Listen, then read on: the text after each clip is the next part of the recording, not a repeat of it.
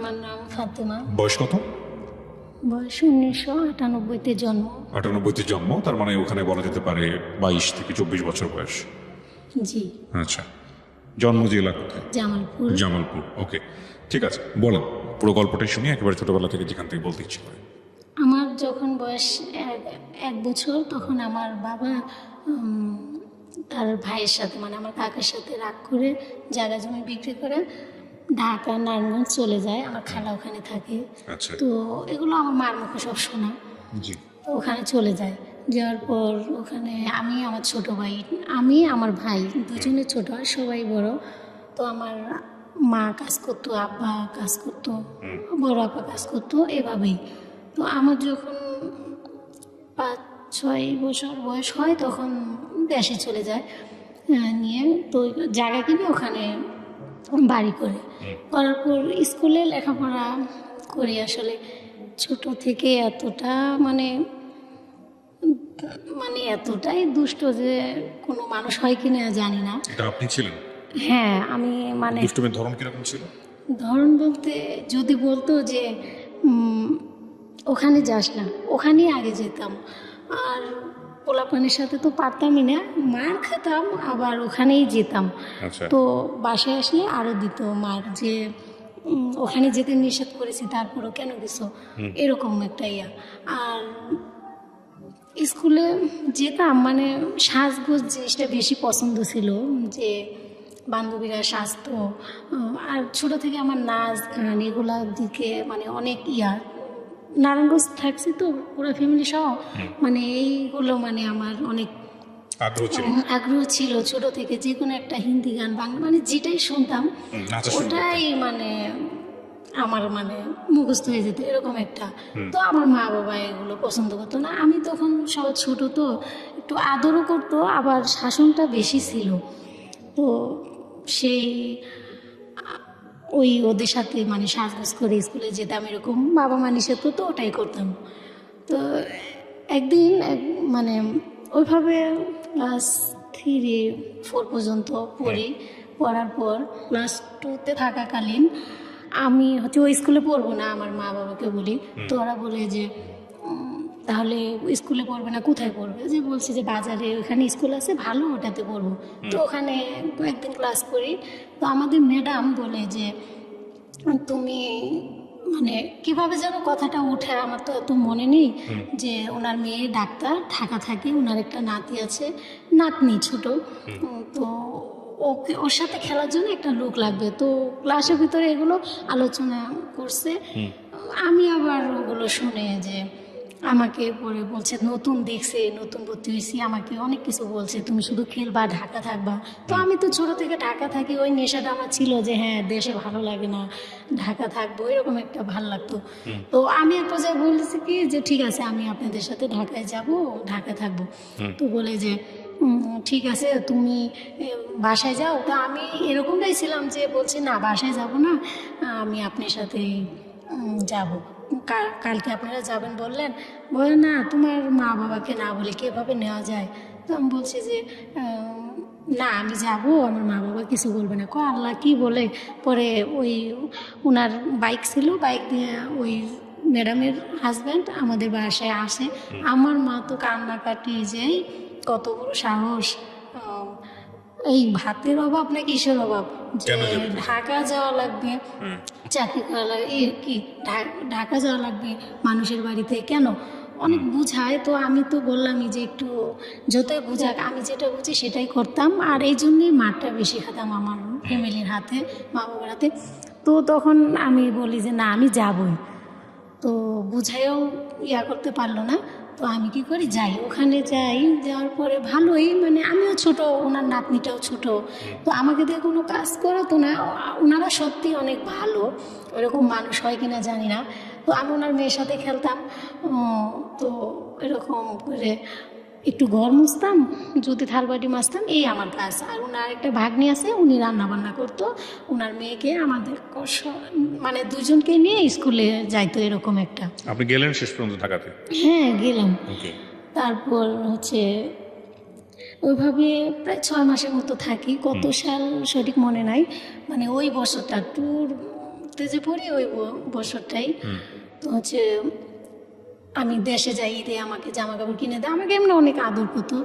দেশে যাওয়ার পরে দেখি সবাই স্কুলে যায়, আমার তো লেখাপড়া হচ্ছে না। তখন ভাবলাম যে এটা কি হলো, ওরা স্কুলে যায়, আমার তো আর ভালো লাগে না। তো আমি বললাম যে আমি আর ঢাকা যাব না। আমার মাকে বললাম, মা আবার রাগ করে বলছে কি কেন যাবি না, তুই তো গেছিস এভাবে, এখন এত তাড়াতাড়ি মানে 7 মিনিটে গেছে এরকমটা। তো আমি আবার কি করলাম, রাগ করে ওনাদের সাথে আবার চলে যাই।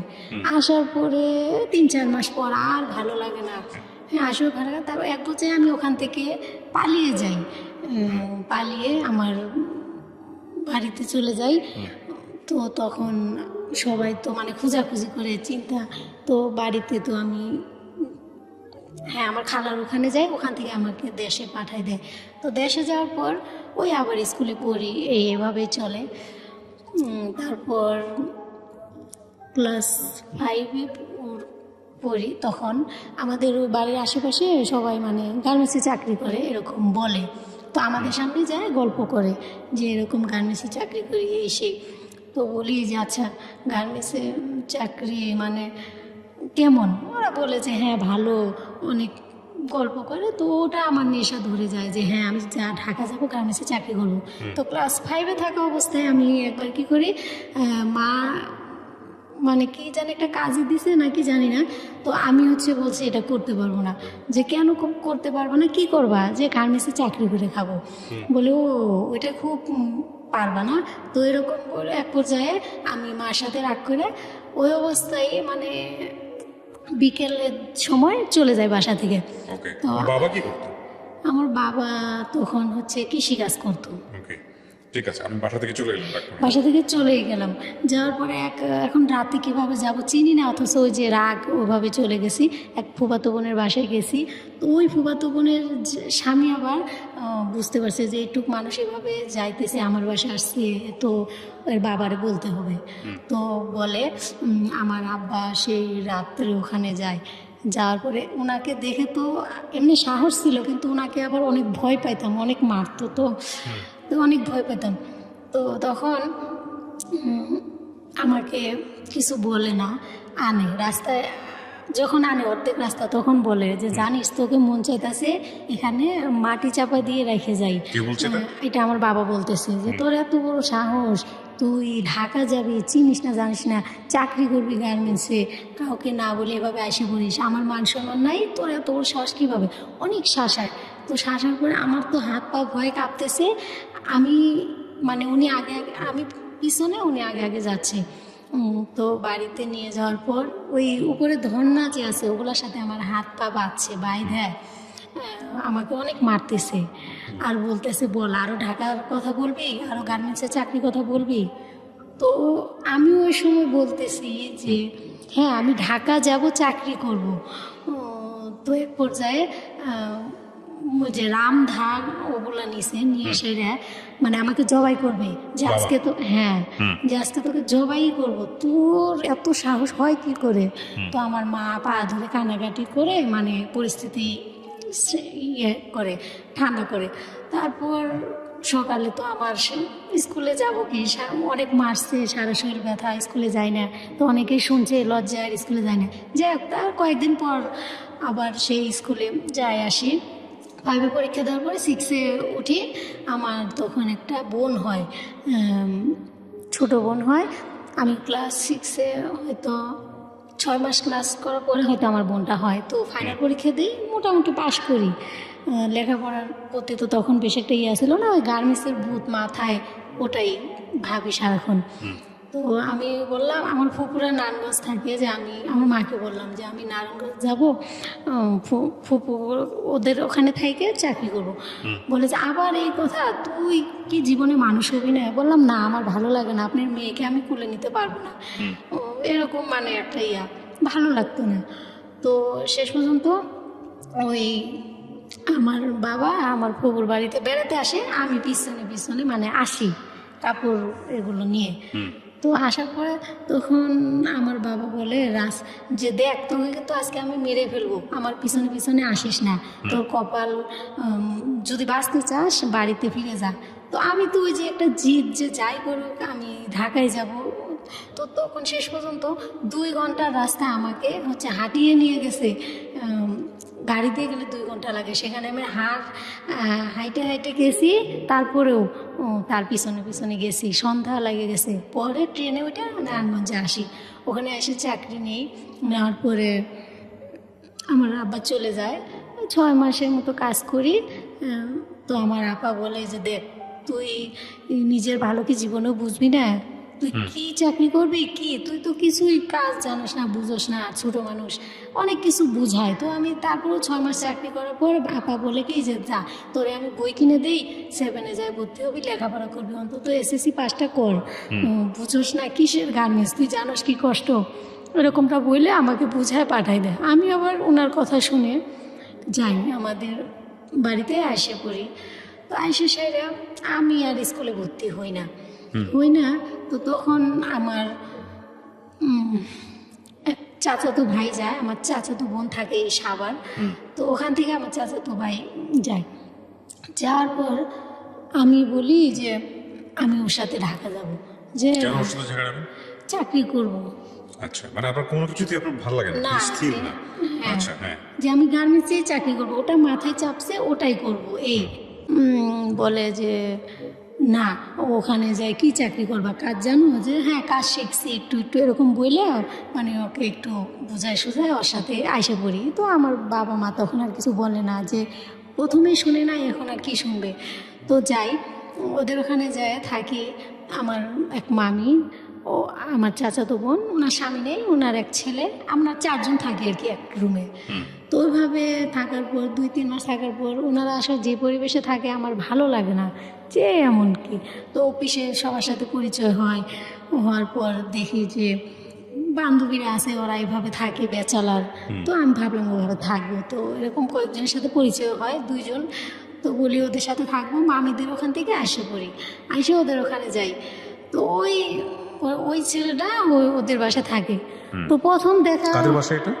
মানে আমার বান্ধবীর সাথে যে আমি থাকতে চাইলাম এক বাসায়, তার সাথে। ওই বান্ধবীর বাসাতেই ওই ছেলেও থাকে সাবলেট? হ্যাঁ হ্যাঁ, মানে ওরা ভাই বোন মিলে থাকে, একসাথে থাকে? হ্যাঁ হ্যাঁ, এক বাসায়। তো প্রথম দিন ওর সাথে আমার পরিচয়, যে ও সকালে গোসল করতে গেছে, আমি হচ্ছে মানে ওখানে টয়লেটের ভিতরে না কল নেই, ঠিক আছে। তো আমি বদনা নিয়ে দাঁড়ায় আছি, ও মানে ওখানে কল, বালতি পাতা, ও মানে গোসল করবো এরকম, ওর হাতে মগ। তো আমিও কিছু বলি না, ও কিছু বলে না, দাঁড়ায় আছি। ও কী করলো, মগ দিয়ে পানি দিল। তো ভাবলাম যাই হোক, ওভাবে নিয়ে টয়লেটে গেলাম। এই হলো ওর সাথে আমার প্রথম দেখা। তারপর থেকে আমি কথা বলতাম না, ও বলতো না। তো পরে দেখি যে একই অফিসে, কি ব্যাপার এক অফিসে। তো আমার এক ফ্রেন্ড আছিল, ওকে আবার পছন্দ করতো। তো সবাই বলতো যে ওকে পছন্দ করিস, তো ওর চেয়ে তো ওর বান্ধবীটা ভালো, মানে আমার কথা বলতো। তো এক পর্যায়ে ওর আমার বান্ধবী আবার ওকে পছন্দ করতো না। তো ওর এক বন্ধু আমার কথা যখন বলে, তখন বলে ঠিকই তো বলছিস, ওর থেকে তো ওই বেটার, মানে এরকম একটা ওরা কথাবার্তা বলে। তারপর তো এভাবে আমাকে সরাসরি, আমি ওনাকে তারপর থেকে ছোট ভাই ডাকতাম, যে ছোট ভাই নাম ধরে, আমিও আপনি বলতাম, উনিও আপনি বলতো, ছোট ভাই বলে ডাকতাম। তো এইভাবেই কাজ করি, অফিসে চলে। তো ঈদের ছুটি আসে, তো আমি তো সবসময় বোরকা পরতাম, আর সবসময় মানে স্বাভাবিক সাদাসিধেভাবে চলাফেরা। তো ঈদের ছুটির দিন বান্ধবীরা সবাই শাড়ি পরবে, একটু সাজবে, ওই ভূত মানে ওরা সাজবে আমাকে বলছে। তো আমি কি করছি, মানে গ্রাম্যের সাজ যেটা বলে, ওই সাজটা আমার অনেক পছন্দ ছিল। যে ওই গ্রাম্যে ভাবে যে কাপড় পরে, লাল চুড়ি, এইভাবে ফুল এক সাইডে এইভাবে দিয়ে যে এই সাজে, ওইভাবে সাজে গেছি। সবাই তো অবাক, যে কি ব্যাপার, এইভাবে মানে ও তো এইভাবে আসে না, এইভাবে সাজছে, সবাই ছবি উঠাচ্ছে এরকম। তো অনেকেই, তারপরে ও তো দেখে মানে খুবই মানে অভাবে তাকাই রয়েছে। ওইভাবে ওই দিনটা গেল, ঈদে বাড়িতে গেলাম, আসলাম। আসার পর তখন দেখি সবাই আমাকে মানে অনেকেই এর আগে বলতো, অনেকে স্থানীয় ছেলেরা যে আমাকে পছন্দ করে এরকম। তাই আমি বলতাম না, আসলে আমি এসব বুঝি না, কিসের পছন্দ এসব, আমি এসব ঝামেলায় জড়াতে চাই না। তো তখন ও আবার আমি তো ওকে ছোটো ভাই বলি, ও তো বিষয়টা জানতো যে যেহেতু ও তো পছন্দ করে না কীভাবে বলি, তো এভাবে ওকে বন্ধুকে দিয়ে বলায়। তা আমি বলি আল্লাহ, ওকে তো আমি ছোটো ভাই বলি, এটা কিভাবে সম্ভব? আর ওর বাড়ি কই আমার বাড়ি কই, তো কখনো সম্ভব না। তো অনেক কিছু বলি, তো আমাকে সরাসরি বলে যে দেখো আমি তোমাকে সত্যি ভালোবাসি, তোমাকে ছাড়া আমি আসলে বাঁচতে পারবো না। সরাসরি বলে?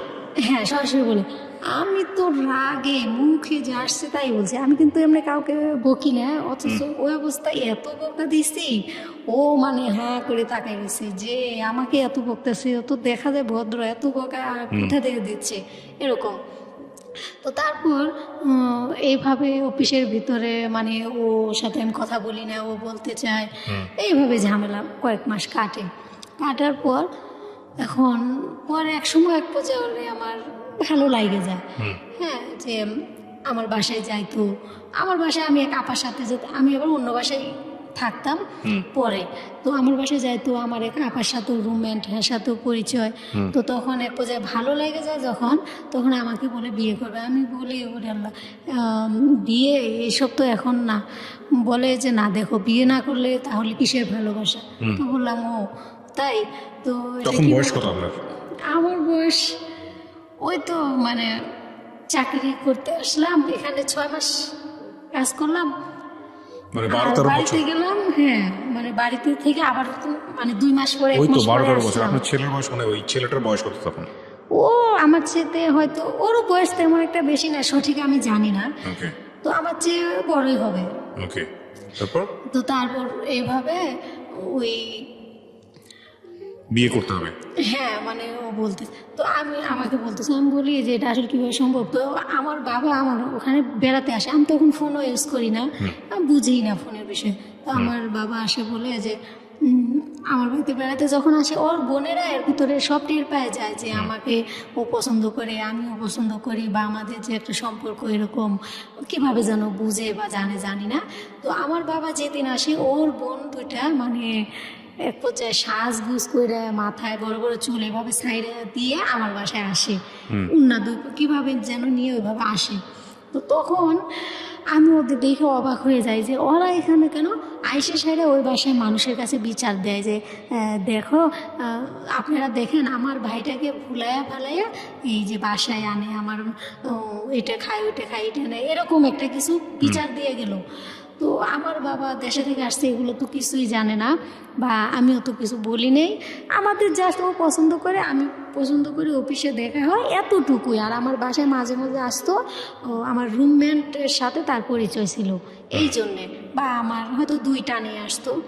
তো আমার এরকম বলার পরে আমার বাবারে আমি জীবনে কোনো সময় আসলে কান্না করতে দেখি নেই। তখন কি বিয়ে করছেন আপনারা? না না না, তখনও বিয়ে করেন? বিয়ে করিনি, হ্যাঁ, তো কান্না করতে দেখেন না তারপর? কখনো জীবনে কান্না করতে দেখিনি। অথচ সেই দিন তারা যখন এসে ওইভাবে বিচার দিয়ে গেল, বাড়ি ভর্তি মানুষ, আমার আব্বা ঘরে বসে আছে, আর সবাই বলতেছে যে আজকে এর বিচার হবে, বিচার আরও কি কি অনেক কিছু হয়তো বলছে, অতটা মনেও নেই। তো আমার বাবা শুধু আমারে বললো যে আচ্ছা তুই কি এগুলো করার জন্যে এইভাবে এই ঢাকা শহর আসছিস? এই জীবনে তো সবই করলি, এটাই বাকি ছিল না? তো এইভাবে মানে তার চোখে পানিগুলো টলমল করতেছিল, এভাবে আমারে বলতেছিল। তো এই প্রথম আমি তার চোখে ওরকম পানি দেখতে পাই। তো আমার ওই বয়সটার সময় আমি টয়লেটে যাই, মানে এত ভাবে মানে মুখ চাপে ধরে কান্না করি, যেটা আসলে কষ্ট পান আপনি? আপনার বাবাও কষ্ট পায়? হ্যাঁ, অনেক, তারপর? মানে ওনার ওটা দেখে অনেক কান্না করি। তো পরে হাত মুখ ধুয়ে এসে তো বাবারে বলি যে আপনি খাইতে দিছি, খাইলো না, যে ঘুমান। তো পাশের রুমে বেচালার থাকে, ওনাদের সাথে ঘুমাতে দিলাম। তো যাক, আল্লাহর রহমত, ভালো ভালো আর কিছু হয় নাই তখন। তো উনি সকালে চলে গেল, আমি ওখানে থাকলাম। তো চাকরি করি এভাবে, আরও কি হয়েছে হয়তো কিছু তো মনেও থাকে না, এত বছর আগের কথা। তো যাই হোক, ও আমাকে বলে, ও আমার নিয়ত যে এত কিছুর পরে তো আসলে ওই ছেলেকে তো ওর কাছে বিয়ে বসবো এটা তো অসম্ভব। তো আমার মনের একটা টার্গেট যে আমি দেশে চলে যাব, সামনে পয়লা বৈশাখ আসতেছে, এরকম একটা টার্গেট। তো ও তখন বলে যে ও বুঝতে পারে বেতন দিবে হয়তো 2-3 দিন আগে। তো ও বুঝতে পারে, ও ছেলেবেলে ভাড়া করে যে আমাকে যেভাবে হোক। আমি ওকে বলি যে হ্যাঁ ওকে বিয়ে করব। ও আমাকে বলে আমি রুম নিছি, সত্যি মিথ্যা ও জানে সেটা, বলে রুম নিছি। আমি শুধু ওর কথায় হ্যাঁ হ্যাঁ করে গেছি যে ঠিক আছে, যে বলে রুম নিছি আমি তো তোমাকে বিয়ে করব। তো আমি চাচ্ছিলাম যে ওকে যেভাবে বলি আমি ওখান থেকে কাইটে পড়ার জন্য মানে ওকে এসব সান্ত্বনা দিতাম। আর ও বুঝতে পারছে যে আসলে আমি মিথ্যা কথা বলতেছি। তো ওইখানে স্থানীয় ছেলেপেলে ভাড়া করে নিয়ে অফিস ছুটি হয়, সবাই ফ্লোরে সবাই জানে যে আজকে ও আমাকে বিয়ে করবে, আমি যদি বাড়াবাড়ি করি আমার ক্ষতি করবে, এই আপনি জানেন না? আমি জানি না। তো এখন সবার বেতন দেয়, আমার বেতন দেয় না। আমি বলি যে আমার ওখানে অফিসে আরও আপা ডাকি বান্ধবী, ওদের বলি যে আচ্ছা আমার বেতন দেয় না কেন, সবার তো বেতন দেওয়া শেষ, আর আমি তো অপরটার হেল্পারও না, তাহলে আমার বেতন এখনও দেয় না কেন? কই তুই কি এখনো কিছু বুঝিস নেই? যে কেন কি বুঝবো? কই দেখ নিচে তাকায়, তো জ্বালানা দিয়ে তাকায় দেখি ওখানে পোলাপান ও মানে টাকা দিয়ে রাখছে এরকম। তো আমাকে সুপারভাইজার সবাই বোঝায় যে ছেলে তো ভালো, সমস্যা কি, ও বিয়ে করতে চায়, করো বিয়ে, সমস্যা কি, ভালো তো। আমাকে বোঝায়। আমি কইছি যে না আসলে আমি বিয়ে করব কি, ওরা তো আমি বলছি মানে ওটা আমি সুপারভাইজারে বলতেছি যে আমি তো ওরে বলছি যে আমার বাবা সামনে পয়লা বৈশাখ আসে, আমার বাবা যদি আসে তাহলে বিয়ে শাদী যাই হোক ওনার মতে এভাবে। তো এরকম করতেছে কেন, বুঝে না কেন? বলে হ্যাঁ ও তো বলতেছে যে তুমি চলে যাবা, এই জন্য ওইগুলো করতেছে। তো এক পর্যায়ে আমার বেতনটা দেয়, হ্যাঁ, ফ্লোরে সুপারভাইজার ওই আমার সাথে একটা আপা, আমার রুমমেটে আমি ফোন দিয়ে বলছিলাম গেটে আসতে। তো যাই হোক আমাকে ও ফ্লোরে আইসে মানে টাইমে হেসরায় সিঁড়ি দিয়ে নামায় নিয়ে যাইতেছে। তো আমি ওকে মানে ওই অবস্থায় আমার মাথা গরম, প্রচণ্ড বকতেছি। গ্রামের স্যার কেউ ছিল না আপনাকে হেল্প করার মতো? না, ওখানে আমার হেল্প করার মতো কেউ ছিল, মানে সবাই বলতেছে যে ছিল তো ভালো, সমস্যা কি, বিয়ে কর। কিন্তু আমি আসলে চাচ্ছিলাম না যে না, এটা আমার বাবাকে এখনই এইভাবে কষ্ট দিল, ওনার কি অপরাধ ছিল, আর এটা সম্ভব না এরকম একটা। তো যার কারণে আবার ভালোও লাগতো না, হয়তো একটু ভালো লাগলেও বেশিটাই ভালো লাগতো না এরকম। তো তারপর ওইভাবে নিয়ে যায়, আমি অনেক বকাঝকা করি। তো গেটের সামনে নিয়ে ও আমার রুমমেট আসার পরে ওরে বলতেছে কি ব্যাপার, তুমি ওর হাত ছাড়ো, এরকম করতেছো কেন? হ্যাঁ, মানুষের অমানুষের মতো ব্যবহার করতেছো। তো ওরা বলে কি যে চুপ থাকেন, আপনি কথা বললে আপনার ওই সমস্যা হবে, চলে যান। কয় আমি ওরে না নিয়ে যাব না, কয় আপনি ওরে নিতে আসলে আপনার ঝামেলা হবে। তো এক পর্যায়ে দুইজন দুই দিক থেকে আমার হাত ধরে টানাটানি করতেছে রাস্তার ভিতরে, এরকম পরিস্থিতি। তো ওখানে আবার স্থানীয় এক আঙ্কেল দোকানে চা খাচ্ছে, আবার ওনার ভাসতে মানে ভাইয়ের ছেলেরা এই ছিল এই কাজের সাথে জড়িত। তো উনি বলছে এই কী হয়েছে, এখানে আস, একটা মেয়ের সাথে এরকম করতেছিস, মেয়েও তো দেখতেছি ছোট, ওর সাথে এরকম কেন করতেছিস? তো সব ওরা বলে যে এরকম এরকম, ও রুম নিতে বলছে, ও বিয়ে বসবে, এখন দেশে চলে যাবে, এরকম সব বললো। তা আমি বললাম যে না দেখেন আঙ্কেল, আমার বাবা আসবো, এই বিয়ে শাদীর বিষয়টা কিভাবে আমি একা করব। তো এরকম বললাম, বলার পরে বলে যে ও তো ঠিকই বলছে। তো ও বলে না, ও তো মিথ্যা কথা বলতেছে, ও তো বেতন টাকা পাইছে, ও আজকেই চলে যাবে, কালকে সকালে তো ওরা খুঁজেই পাবো না, ওরা বিয়ে করবো কীভাবে? তো আঙ্কেল বলে যে এই বেশি বুঝো, চুপ করো। ওর বোনদের ডাকায়, ওর বোনরা আসে, ওর বোনদের সব বুঝায় বলার পরে ও বলে না আমি ওকে আজকেই বিয়ে করব। তো ওকে একটা থাপ্পড় দেয় যে ঠিক আছে আজকেই বিয়ে কর, ওর যা লাগে আমি দিব, মানে ওর ঘরের যা ফার্নিচার লাগে আমি দিব, ওর গয়না দিয়ে সাজিয়ে নিয়ে যাও, তাহলে ওকে আজকে বিয়ে পড়াই দিব যা। তো তখন বোঝায় সোজা ওর বোনেরা আগে চলে যায়, ও চলে যায়। তখন আমি ভাবলাম যে যাক বাঁচলাম, এরকম একটা ইয়া। তো আসার সময় ও আমাকে বলে এই রুম নিচে টাকা দিয়ে যা। তো আমার তো মাথা ওই সময় এমনিতেই মানে রাগ, তো আমি বলছি কত তরুণ ভাড়া, কয় 2400 টাকা দিলাম, 100 টাকা ভাঙতি নেই, তো বলছি নিয়ে আর 100 টাকার বিষ খাবি। রাগের মাথায় এগুলো বলে এসে বললাম। এখন বাসায় আসার পর আমার আর ভালো লাগে না যে একটা মানুষকে এভাবে বললাম, এটা কি করলাম, একটা জীবনের ক্ষতি করা। তো একটা যদি কিছু করে ফেলে তাহলে আল্লাহর কাছে তো আমি অপরাধী হব, মানে এরকম একটা ভিতরে মানে জাগলো যেটা কি করলাম। তো এক পর্যায়ে ও নাকি, এটা ওর মুখে শোনা কথা, ও নাকি সবাইকে ফোন দিয়ে বলছে যে আমাকে মাফ করে দাও, আমাকে আর কোনোদিন পাবে না, এসে অনেক কিছু নাকি বলছে। তো এক পর্যায়ে আমার কাছে ফোন নাম্বার ছিল, আমার কাছে ফোনটা দেয় নাই, আমি ফোন দিছি যে আচ্ছা আপনি কই, তখন আপনি করে বলি যে আপনি কই, আমি কই সেটা তুমি জানে কি করবা, যে না আপনি দেখেন আমি ওটা বলছি, রাগ করেন না, ঠিক আছে, বলে আমি এমন জায়গায় আছি কোনো দিনও ফিরে আসবো না, এর জন্য তুমি দায়ী।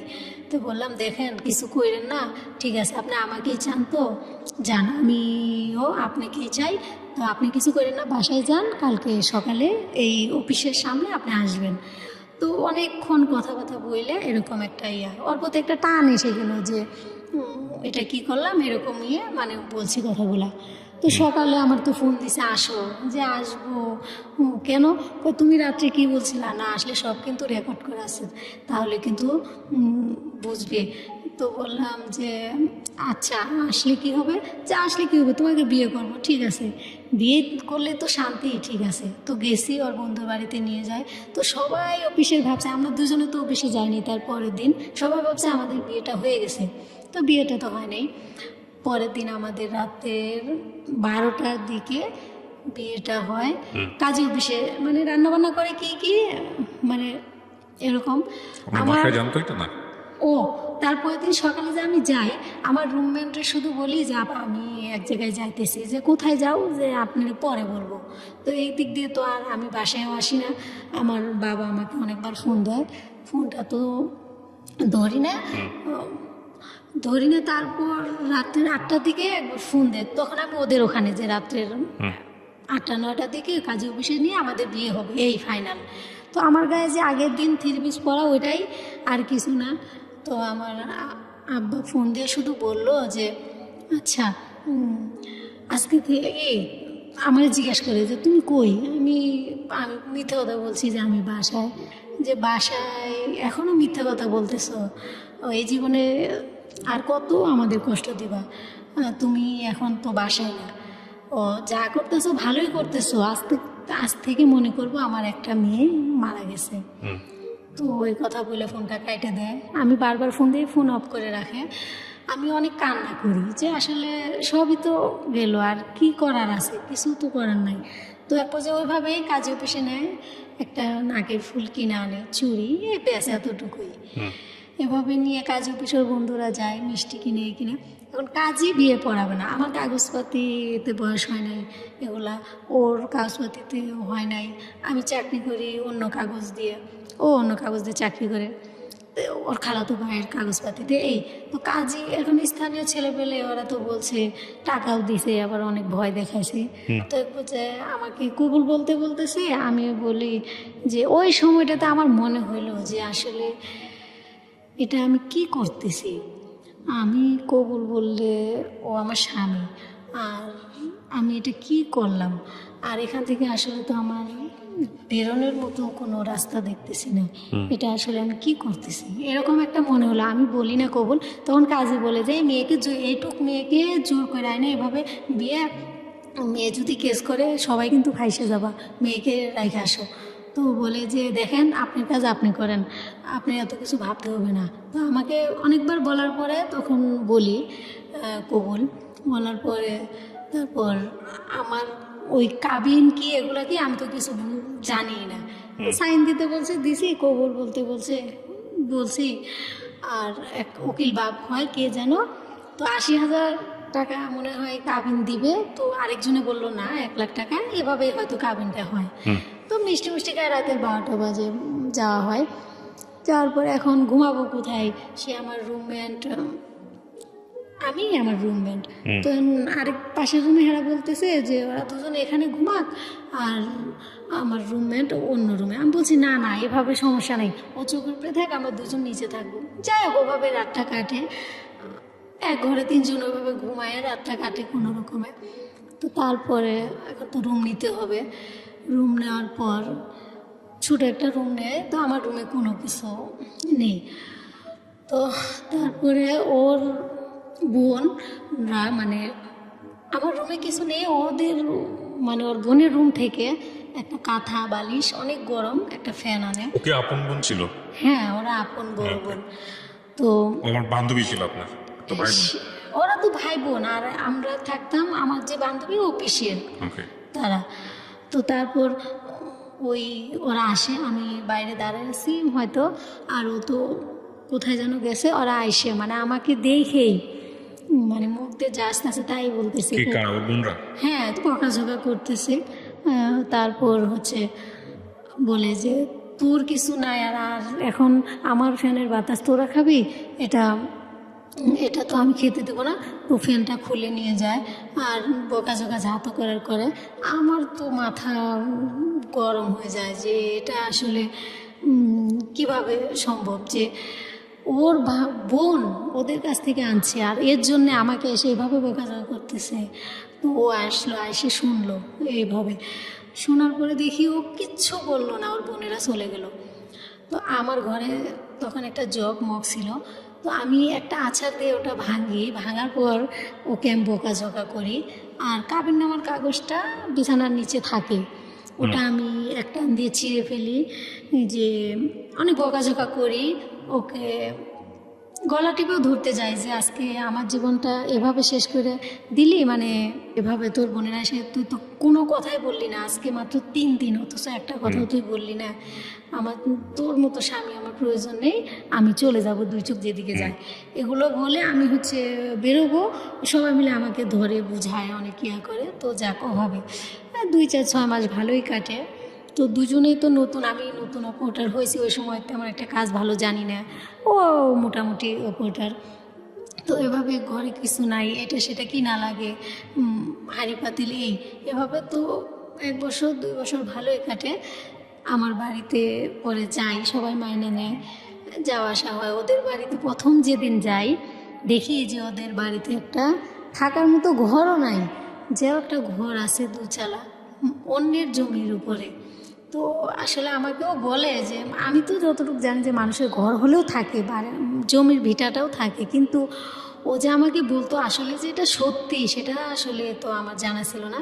যাই হোক, তো ওইভাবে নিয়ে যাওয়ার পরে আমি ওগুলো দেখি, মানে সবাই বলে এই নতুন বউ, আমাকে দেখে তো সবাই অবাক যে ওরে আল্লাহ, এই মেয়ে কই থেকে আনছে, এই ছেলে এই বউ পাইলো কই, মানে সবাই খুব পছন্দ করছে এরকম বলতেছে যে কিভাবে পাইলো। তো তখন আমি সবার সামনে আমার চোখের পানি আর আটকে রাখতে পারি নাই, এত কান্না করতেছি, পানি আটকে রাখতে পারি না। ও আমাকে বলে যে দেখো কান্না করো না, মানুষে বলবে আমি তোমাকে জোর করে আনছি, দয়া করে তুমি কান্না করো না। যাই হোক, পরিস্থিতি সামাল দেয়। তার 2-3 দিন থাকার পর ঢাকা আমরা আবার এসে পড়ি, চাকরি বাকরি করি। আর আমি বলি যে ও এই হলো তোমার অবস্থা না, আর বড় তো ইয়া করতে, আমাকে ছাড়া বাঁচবে না, আমাকে রাখবা সেই ঘরই তো নাই তোমার থাকার মতো, অন্যের জমিতে থাকো, এরকম বলতাম। তো ওকে আমি তারপর থেকে অপছন্দরা বেশি, যে বিয়ে 3 দিন পর ওর বোনেরা মুখ দিয়ে যা আসলো তাই বললো একটা নতুন বউকে, এটা আমি আসলে খুব কষ্ট পাচ্ছিলাম, মাইনে নিতে পারি নাই। তো আরও ওই পরিস্থিতি, আবার যা ইনকাম করি দুজনে মিলে ওই টাকাটা ওর বাড়িতে দেওয়া লাগে, আমাদের মোটামুটি রাইখে। তো এইভাবেই চলার পর টাকা পয়সা নিয়ে রোজ আমার সাথে ঝগড়া মানে বেতনটা পাইলেই ওর বাড়িতে টাকা দিতে হবে 5,000 কিস্তি। তো আমি তখন বলি যে আচ্ছা, এত 4-5 বছর তো টাকা দিলাম, এখনও কি দেওয়া লাগবে? তাহলে আমরা কি সারা জীবন এভাবে এই আপনার কিস্তি চালাবো বাড়ির? বলে যে আমার বাবা নাই, কি করবা দেখো, যে ঠিক আছে 5 বছর দিছে আর পারবো না। তো না দিলে ওই যে বকাঝকা মারধর এরকম। তো আমি অনেকবার চলে যাই, আমার ফ্যামিলিকে বলি, আর ওর কথাবার্তা এত মানে মানুষের সবার সাথে বলে, সবাই আমাকেই বলে যে তুই ভালো না, তো ছোটো থেকে আমরা পালছি, তোর আচার ব্যবহার, তো রাগ জিদ, তুই ভালো না, ও ভালো, এরকম সাপোর্ট করতো। তো এভাবে আমি আমার এক বান্ধবীর বাসায় চলে যাই। তো আসলে ওর প্রতি এমন একটা মায়া ছিল যে যত দূরে যেভাবে মানে এত কষ্ট দিত, আবার আমিও কষ্ট দিতাম ওকে। ও আমাকে ছাড়া থাকতে পারতো না, আমি ওকে ছাড়া থাকতে পারতাম না। আর দুইটা মিষ্টি মিষ্টি কথা বলে ওর কাছে আবার এসে করতাম যে আমি ঠিকানা দিতাম, ও যায় আবার আনতো। এভাবে কয়েকবার চলে যাওয়ার পরেও আবার আমার বোনকে বলি যে আপা, আমার বড় আপাকে বলি যে আপা আসলে না আমি ওর সাথে থাকতে চাই না, কেন আপনারা বুঝেন না, ও তো আমার জীবনটা শেষ করে দিল। ও কি শেষ করছে, নিজের যেভাবে বিয়েটা করছো, আবার মানুষের জীবনে বিয়ে একটাই, কেন আবার এগুলো করা যাবে না, মান সম্মান থাকবে না। তো বললাম যে ও আমার জীবনে যে কি মান সম্মানটা বড়, সেটা তোমার ভুল, তুমি করছো, সেটা আমাদের কিছু করার নেই, এরকম তাদের বোঝাতে পারতাম না। এক পর্যায়ে আমি 4-5 বার চলে যাওয়ার পরেও ওকে আমি ডিভোর্স দিই, আমার ডিভোর্স দিই। আর আমি এমন একটা পর্যায়ে করি যে একবারে অনেক মানে সবার চোখের আড়াল থেকে লুকিয়ে থাকবো, আর যেন আমাকে কেউ খুঁজে না পায়, এরকম একটা প্ল্যান করি যে কেউ যেন খুঁজে না পায়। আমার কাপড় চোপড় যা এগুলো নিয়ে আমি চলে যাই, ওকে ডিভোর্স কাগজ পাঠাই দিই। তো অনেক খোঁজাখুঁজি করে পায় না, পরে দেখে আমার ফুপুর বাসায় আসি। তো আমার আপা আরে বলে যে আমি পত্রিকায় ছাপাবো যে তাহলে তো আপনারা মান সম্মান বুঝবেনই কেমন হয়। তো কী করে যে আপারা বলে যে না এই কাজটা করো না, ওকে যেভাবে পারি তোমার হাতে উঠাই দেব, এই কাজ করো না, আমাদের মান সম্মান থাকবো না। তো ভয় দেখায় ওকে আমি ডিভোর্স কাগজটা পাঠাই, ও ডিভোর্স কাগজটা পায় পাগলের মতো হয়ে যায়। আমি গাজীপুরে এক বান্ধবীর বাড়িতে চলে যাই, ওখানে ভালোই চাকরি করি, 15 দিন ডিউটি করার পর তো ওরা সবাই প্ল্যান করে আছে আমি যে এখানে যে কাজ করছি বেতন নিতে আসবো, আমাকে ওর হাতে উঠাই দিবে। তো এই কথাটা শুধু আমার ফুপু না ফুপা বলছিল আমাকে যে চুপ করে যে দেখো তুমি তো এখানে আসছো টাকা নিতে, তাড়াতাড়ি চলে যাও, ওরা কিন্তু এই প্ল্যান করে আছে। তো বললাম ও তাই, তো বুঝতে পারি না। তো ও টাকাটা নেওয়ার পরে ও তখন আসার পরে না, তখন ও আসে না, ও খবরটা পায় যে আমি টাকা নিতে আসছি। তো ওরা আবার জাদুটো না এগুলো বিশ্বাসও করে, এগুলো করেও। তো করার পরে এখন আমাকে মানে ওকে কি একটা সোরা শিখাই দিয়েছে, আমাকে ফোন দিত যে দেখো তুমি কোথায় আছো, যে আমি কোথায় আছি সেটা আপনাকে কেন বলবো, কই না বলো তোমার নামে অ্যাকাউন্টে টাকা ছিল, তো মানে আমাকে যেভাবে বোঝাতো আমি সেটাই বুঝতাম, এরকমটা ছিল যে তোমার নামে অ্যাকাউন্টে টাকা আছে, তো দুজনে অ্যাকাউন্ট করছিলাম, তো টাকাটা তুমি ছাড়া তো উঠাইতে পারবো না, যাও তুমি না থাকলে তো আর জোর করে রাখা যায় না, তোমাকে আমি আর মানে ডিস্টার্বও করবো না, তোমার পিছু আর ঘুরবো না, তুমি আইসে টাকাটা উঠায় যাও, তোমাকে ওই টাকাটা দিয়ে দেবো, তুমি আইসে টাকাটা নিয়ে যাও, কিন্তু মানুষের খালি লাভ কি, তুমি খাও, আমি তো তোমাকে ভালোবাসি, আমি খুশি হব, মানে যত রকমের লোভ দেখাইতো। তো আমিও তো ওই যে আমি বললাম যে ও আমাকে যেভাবে বোঝাইতো সেটাই বুঝতাম। তো শেষ পর্যায়ে ওখানে যাওয়ার পর ওর বন্ধু বান্ধবী সবার সাথে মানে করে রাখছে যে মাইকো দিয়ে আমাকে এভাবে নিবে, ওদেরই আমি জানি না। তো ওর বন্ধুর বাসায় ওঠার পরে বিছানা রাত্রে ঘুমানোর পরে আমার সাথে এটা সেটা বলে, আমি বলি কথা বলবে না, আমি সকালে চলে যাব, কই ঠিক আছে যাইও। তো সকাল হয়েছে যাব, বলে না বিকেলে যাইও, না এভাবে আমি বিকেলে এরকম করতেছো কই আচ্ছা চলো তোমাকে গাড়িতে উঠাই দিয়ে আসি, এই কথা বলে যে বোরকা পরছি। ওরা তো এগুলো প্ল্যান করছে, আমি তো জানি না। মেন রাস্তার ওখানে ওর মাইকো নিয়ে আসছে, আইসা আমাকে ওইভাবে নিয়ে মাইকোতে ধাক্কায় উঠায় এই যে গাড়ি চালাচ্ছে, আমি এই যে চিল্লাইতেছি কান্না করতেছি, মানে যা বলার বাইরে। ওকে আমি গলা টিপে ধরতে গেছি যে দেখ তোকে তো আমি ডিভোর্স দিছি, ডিভোর্স কাগজটা তখন ও পায়ে এরকমটা মানে করছে যে তোকে তো আমি ডিভোর্স দিছি, তুই কেন আমার পিছিয়ে। তারপরে কি করছে আপনাকে নিয়ে? বাড়িতে নিয়ে যাওয়ার পর আমি ভাত খাই না, কারোর সাথে কথা বলি না, রাগ, শুয়ে আছি বিছানায়। সবাই তো মানে আইসে যে না এই বউরে এভাবে আনছে তো থাকবে না, সবাই অনেক বুঝায় সোজা। তো বলে যে তুমি কী চাও? যে আমি কী চাবো, আমি চাকরি করব না, বাড়িতে থাকবো, আমার সাথে থাকবে। আর বাড়িতে তো ওদের একটা ঘরও নাই, এভাবে একটা মানুষ থাকে নাকি? ও তো মানুষের জমিনে থাকে। তো এই পরিবেশে আমি থাকতেও পারবো না, ওকে আমি ডিভোর্স দিছি, ওদের সাথে আমি থাকতে পারবো না। তো আমার শাশুড়ি বারবার বলে যে দেখো ডিভোর্সের কথাটা বললো না, কেউ তো জানে না, বললো না। তো আমাকে বুঝে এসে ওইভাবে রাখে। তো ও আবার আমাকে রাইখে ঢাকায় আসবে। আমি বলি না, আমি তোমার এই পরিবেশে থাকলে তো পাগল হয়ে যাব। আমি তো তোমার সাথে ঢাকা যাব, কিন্তু আমি চাকরি করব না। যে চাকরি করবো না কেন? একা কীভাবে সম্ভব? যে সেটা আমি জানি না, আমাকে তাহলে আমার বাড়িতে দিয়ে আসো, আমি তোমার সাথে থাকবো না, ব্যাস। তো যাই হোক, এরপর যে ওর সাথে আসে দেখি যে আমার মায়া লাগে যে থাক, স্বামী তো, রাগ করে কী করব? করি, দুজনেই চাকরি করি, ঢাকা শহর একা তো হয় না।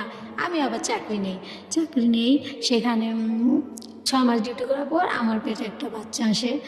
সেই বাচ্চা ডিউটি করতে পারি না, অনেক কষ্ট হয়। 7 মাস পর্যন্ত কাজ করার পর তো ওকে বলি যে ঠিক আছে আমি আমাদের বাড়িতে চলে যাব। তো ওরা সবাই চাইতো আমি ওদের বাড়িতে থাকি। আমি বলছি ওরে বাবা, আমি একটা সুস্থ মানুষ হয়ে তোমাদের বাড়িতে যাই অসুস্থ হয়ে যাই, আর আমি এখন কিভাবে থাকবো? আমি পারবো না। তো ওদের মতের বিরুদ্ধে আমি আমাদের বাড়িতে চলে যাই। যাওয়ার পর ও আমাদের বাড়িতে রেখে আসে। আর তখন আমি মানে একটা স্বর্ণের চেন বানানোর জন্য কিছু টাকা জমাই, ওকে বলি না। তো ও বলে যে ঠিক আছে এখন তো আমার টাকার হাতে নাই, তুমি 3,000 টাকা আমাকে ধার দাও, আমি দিয়ে দিব।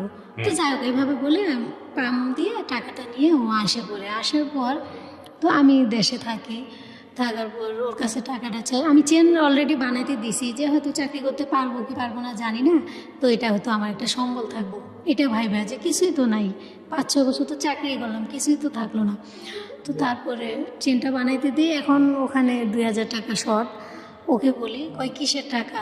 তুমি নিজে অসুস্থ, টাকা করো। বললাম তুমি তো দেওয়ার কথা দেও। তো যাই হোক, টাকাটা দেয় না, এটা নিয়ে ওর সাথে আমি কথা বলি না, রাগ করি। আমার ফ্যামিলি বলে যে তুই কি মানুষ হবি না কোনো দিনও, ওর সাথে এরকম খারাপ ব্যবহার করিস। ফোন দিলে কথা বলতাম না এরকম। তো ও বলতো যে দেখো আমি তো এখন খাইতে পারি না, চলতে পারি না, তোমার টাকা কি করে দেবো? তো তখন আমি অনেক ধরনের কথা বলতাম যে দেখো তুমি খাইতে পারো না, চলতে পারো না, আমাকে ছাড়া হচ্ছে না না, আর এখন তুমি খাইতে পারো না, এরকম অনেক কিছু বলার পর তো তখন আপনি যে সেকেন্ড টাইম ওর সঙ্গে থাকলেন, ও কি আপনাকে বিয়ে করেছিল? যেহেতু আপনি ডিভোর্স দিয়ে দিয়েছেন, বিয়ে না করে আপনারা থেকেছেন। হ্যাঁ, বিয়ে Okay. মানে সবাই বলে যে এটা ডিভোর্স হয় না এক পক্ষ থেকে, তাই এই জন্য আর বিয়েটা প্রয়োজন হয় নাই। তো তখন একটু যে আমার বাচ্চাটা হয়, তো বাচ্চাটা মারা যায়, ও আবার ঢাকা আনার পর আমার ওখানে আমার বোনের মানে ওনাদের ফ্যাক্টরি আছে গার্মেন্টস, ওখানে ওকে কাজে দেয়, আমি বাসায় থাকি। ওখানে কাজে দেওয়ার পরে তো আমাকে এতদিন বলতো যে আমার ভুল। আমার আপা বলে যে দেখি এখন কার ভুল, বাচ্চাটা তো মারা গেছে, তো আল্লাহ যা করে ভালো করে এখন দেখবো কে ভুল কে সঠিক। তো এরকম একটা তো আমার সাথে যেরকম করে আমি মানে আমার আপাকে সবটা বলি। তো ও এক পর্যায়ে কী করে, ওদের আপার ফ্যাক্টরি থেকে অনেকগুলা গেঞ্জি মানে লেডিস সুন্দর সুন্দর প্লাজো শার্ট এগুলো তৈরি হয়, তো সেগুলো নিয়ে লুকায় রাখে রুমে। তা আমি হঠাৎ করে মানে ওই সানসেট উপরে রাখে, আমি বলি যে এগুলো কি, দেখি ওরে প্রশ্ন না করে আমার আপার কাছে নিয়ে যাই যে আপা এই দেখেন এগুলো আমার রুমে। এগুলো তোর রুমে মানে? ওরে জিজ্ঞেস করছিস? যে ওরে কি জিজ্ঞেস করবো, এগুলো পাইলাম আপনারে দেখাইতাছি।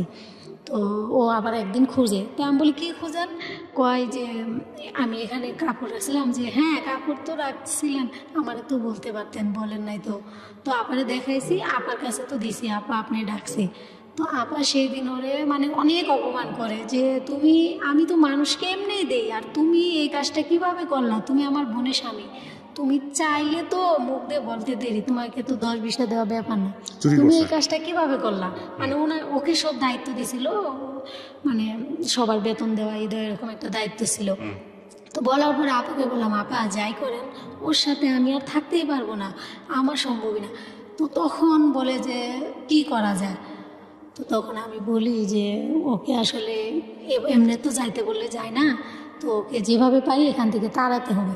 তো আমি নারায়ণগঞ্জে যে আগে থাকতাম, ও দুলাভাই, ওখানকার দুলাভাই একটা স্থানীয়, সেই দুলাভাইয়ের সাথে সব বললাম যে ভাইয়া আগের বারও ওই ডিভোর্সটা দিয়েছিলাম ওনাকে নিয়েই, যে এমন এমন, তখন তো ও ছিল না, এখন তো এ আছে, তো এই দেখেন এরকম নিয়ে আমার বাচ্চাটা এরকম মারা গেছে, আবার আসছি, এই হলো আমার জীবন, সব বলছি যে ঠিক আছে তুমি ওকে নিয়ে কোনো রকমে আমার এখানে যেভাবে পারো আসো, তারপরে ওকে এখন সাথে নিয়ে ডিভোর্সটা করাবো।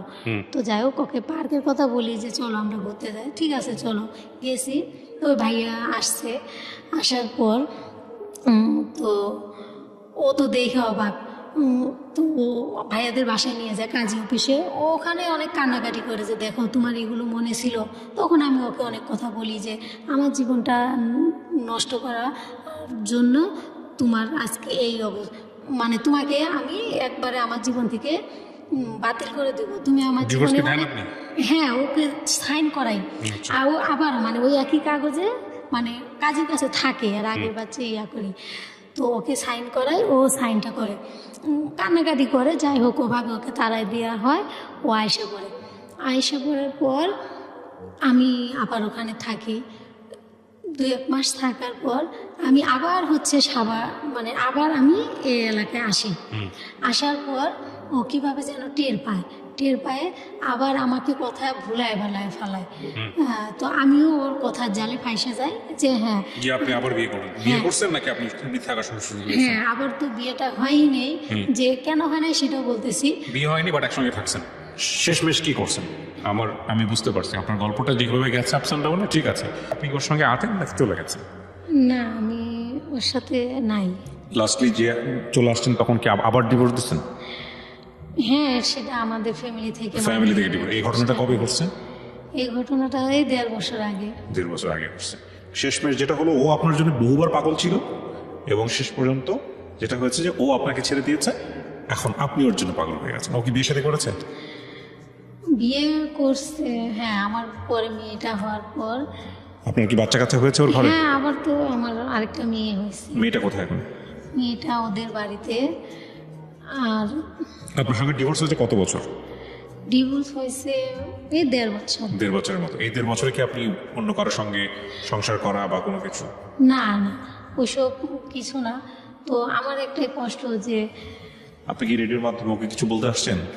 না, আমি ওকে কিছু বলতেও আসিনি, ওকে বিশ্বাস করাতেও আসিনি। আমি শুধু এখানে আসছি যে আমার মা বাবার মনে যে আঘাতগুলো দিছে, আর আমার মা বাবা আমাকে আমার ভালোই চাইছে, তারপরেও তাদের এত কষ্ট দিছি, যার কারণে আজকে আমি সুখী হতে পারিনি। এই রিয়েলাইজেশনটা, এই মূল্যায়নটা খুব গুরুত্বপূর্ণ। হ্যাঁ, খুবই গুরুত্বপূর্ণ। আপনি ছোটবেলা থেকে যদি একটা জিনিস দেখেন, আপনি একটা মানে অস্বীকার করার কোনো উপায় নেই, আপনি অবাধ্য ছিলেন পরিবারের। শুধু তাই না, এটা কোনোভাবেই মানে ডেফিনেটলি আপনার সঙ্গেও আপনার হাজব্যান্ড যে আচরণ করছে সেটাও অ্যাকসেপ্টেবল না। কিন্তু একটা মানুষকে যদি আপনি ছেড়েই দিবেন মন থেকে, ডিভোর্সের সিদ্ধান্ত তো নিয়ে তো তার সঙ্গে সংসার করার কোনো মানেই হয় না। আপনি ডিভোর্স দিচ্ছেন, তারপরে সংসার করছেন, 1বার না 2বার না, কয়বার হয়েছে এরকম ডিভোর্স? আমি 2বার। একবার আমি দিই, পরে ওকে নিয়ে দেওয়ার পরে ও তো আবার আমাকে নিয়ে যায়। ফাইনালি তো আরেকবার দিচ্ছেন। ফাইনালি আমার বাবা ওদের বাড়িতে যায়, মানে আমার বাড়িতে 1 বছরে এত মানে অত্যাচার করছে যে মানসিকভাবে শারীরিকভাবে এত অত্যাচার করছে যে আমার মেয়েটা তখন ছোট 2 মাস বয়স, ও ঢাকায় আসে, আর আমার খোঁজখবর তো নিতই না, আমার সাথে কথাও বলতো না। তো এই চাপটা আমি নিতে পারতাম না, তখন আমি ওর জন্য পাগল হয়ে গেলাম যে সংসারের প্রতি, সন্তানের প্রতি একটা মায়া এসে গেল। তো এরকম আমাদের এই নিয়ে সারা এলাকার ভিতরে মানে বিচার, সালিশ, সবার মুখে এই কথা। আচ্ছা ফাতেমা, আমি আপনাকে একটা কথা বলি, সেটা হচ্ছে আপনার এই গল্প থেকে যদি আমাদের কিছু শেখার থাকে, আপনি দেখেন বিষয়টা ঠিক আছে কিনা। সেটা হচ্ছে মন হচ্ছে একটা অবাধ্য জন্তুর মতো, শক্তি আছে মনের। হ্যাঁ, সে যুক্তি মানে না, সে যুক্তির ধার ধারে না। যখন মনে হবে যে পৃথিবী বলবে না ঠিক না, তখন আমার মন বলতেছে এটা ঠিক। তো এই মনের কথা শুনে যে মানুষটা সবসময় নড়াচড়া করে, যে মানুষটা সবসময় মনকে নিয়ন্ত্রণ করতে জানে না, তার আসলে মনুষ্য জীবন থাকে না। তার তো নিজের ক্ষতি হয়, তার চারপাশে যারা থাকে তাদেরও ক্ষতি হয়। আপনার কখনো মনে হয়েছে ছেলেটা ভালো, আপনি ওর সঙ্গে থাকছেন, কখনো মনে হয়েছে ছেলেটা ভালো না, বের হয়ে গেছেন, ডিভোর্স দিয়ে দিচ্ছেন। ওর মনে হয়েছে যে না, যেমনি হোক মেয়েটাকে আমার কাছে রাখতে হবে, ও চেষ্টা করছে। এরকম করতে করতে করতে করতে শেষ পর্যন্ত দুজনের জীবনেই একটা ভয়ঙ্কর রকমের স্পট পড়ে গেছে। আপনি গল্পটা কেন বললেন আজকে রেডিওতে এসে? আমার মেয়েটার জন্যে, আমার মা বাবার জন্যে দুইটাই অপশান। আমার মেয়েটা হচ্ছে, আমি তো ওর সাথে যোগাযোগ করতে পারি না, আমি পাশের বাসায় ওদের কাছে ফোনটা দিই, দেওয়ার পরে ওরা হচ্ছে, আমি জিজ্ঞেস করি আমার মেয়ের বিষয়ে, তো ওরা মাঝে মধ্যে বলে যে না তোমার মেয়ে মাশাআল্লাহ ভালো আছে, কিন্তু তোমার কথা তো বলাই যায় না। যে কেন বলা যায় না, যে তোমার শাশুড়ি যদি শুনে বলে যে খবরদার ওর কথা বলবি না, এরকম। মেয়ের বয়স কত যখন ওখানে নিয়ে আসছেন? মেয়ের বয়স, আমি 1.5 বছর, তখন ওর বয়স 1 বছর হবে। তার মানে ওর তো কোনো স্মৃতিই নাই আপনাকে নিয়ে, সে অর্থে। স্মৃতি নাই বলতে, ওই যে যে বিয়ে করছে, যে মেয়েটাকে বিয়ে করে, তো সেই মেয়েটাকে মা ডাকে, সেই মেয়েটাকে নিয়ে মানে খুব তো আমাকে চিনেই না, জানেই না। তো আমার এটা যে আসলে আমার জীবনে যে কথাগুলো আমি জানি না, এভাবে আসলে বলতে পারবো কিনা কোনো দিন ওকে।